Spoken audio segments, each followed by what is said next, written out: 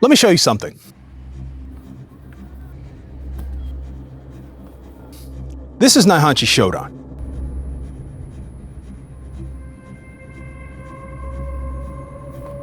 And if you were taught that these movements were all blocks, I want you to forget that for the next few minutes.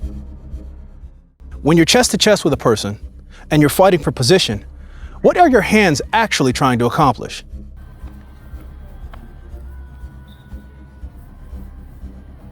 Are you trying to hit him? Are you trying to block him? Or are you trying to control what he can do while keeping your hands free enough to do what you want? So let's start with the crossface. Watch the Naihanchi movement first. Now watch what happens when I use the same idea against a partner. I'm not interested in simply putting my arm across him. I'm interested in what that contact does to his head and his upper body. If I can control his head, I can start influencing the position of the rest of him. The finish doesn't have to look exactly the same every time. The important part is understanding what you're trying to control. The technique can change, the problem doesn't. Now let's take the same idea and move from his head to his arm. Watch this movement. Now we're controlling an arm. So I can stand here and fight him for this grip. Or I can use both of my hands to control one of his. I don't need both of his arms. I can make one of them significantly less useful while keeping my own hands available. Now we're going to take it one step further. What happens when I get inside his structure? From the hand fighting, I can establish the underhook and take control of the head. Now we're moving from controlling a limb to controlling the inside position. The underhook gives me access to his upper body. The head control gives me another point of control. Now I can influence where his shoulders, head, and torso go. Now I'm not just fighting his arm, I'm moving his upper body. Now I want you to pay attention to something different. Up to this point, we've been talking about controlling parts of his body. But what if I use my hands to actually change his posture? Watch his head. And this is where hand fighting starts to become body manipulation. Where does his head end up? I'm not trying to force him straight to the ground. I'm changing his posture. Once his posture changes, his options change. And that change gives me access to the front headlock. And once you start thinking about control that way, you realize something else. Not every position has to end in a takedown. Instead of taking him down, I'm going to attack the arm. Once I control the arm, I can change the relationship again. Now the shoulder becomes the target.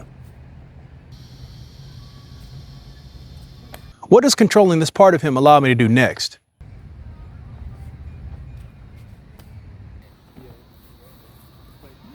Now let's take all of that and put it into a takedown, because this is where I want you to start seeing the bigger picture. Watch the overhook. Watch where his weight goes. And watch how the hand fighting creates the takedown. And eventually, all of this control has to become something. Here, it becomes a takedown. The overhook isn't just a grip, it's a way of controlling the relationship between my body and his. Once I can move his upper body and influence his balance, the ground becomes available. Now everything you've seen so far has been a demonstration, and demonstrations have a problem. Your partner knows what you're trying to do. They're giving you the position. They're letting you work. But what happens when they don't? What happens when they're actively trying to get their own hands on you? So we went live. None of this means much if it only works when the other person stands still. We're going to see whether these ideas survive when both people are trying to win the same position.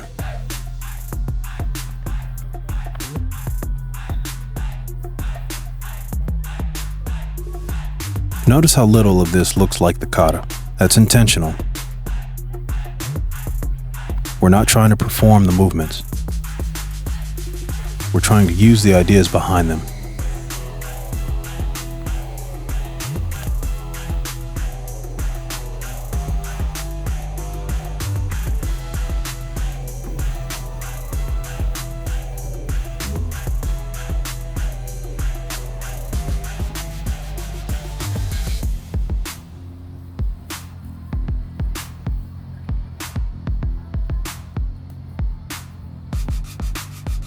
Look at the hands. Look for the same problems.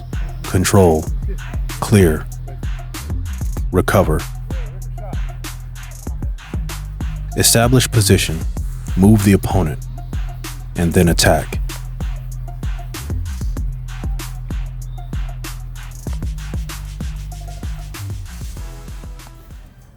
Now go back and look at Naihanchi Shodan.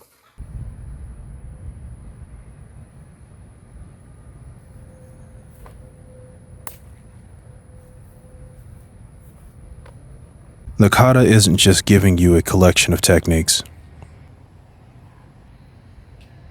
It's giving you a vocabulary for controlling another person. The techniques are the examples.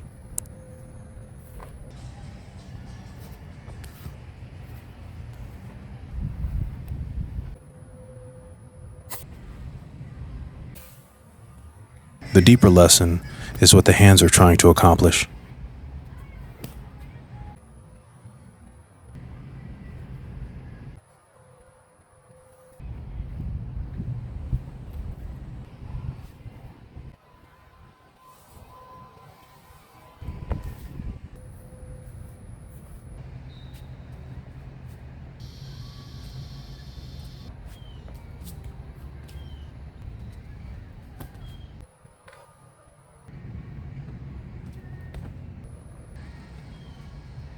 So maybe the question isn't, what technique is this movement?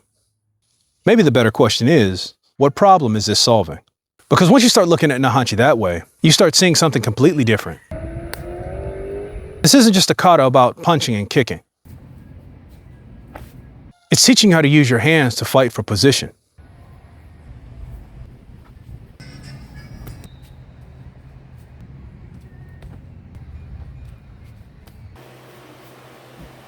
The attack can change. The hand fighting is what creates the opportunity.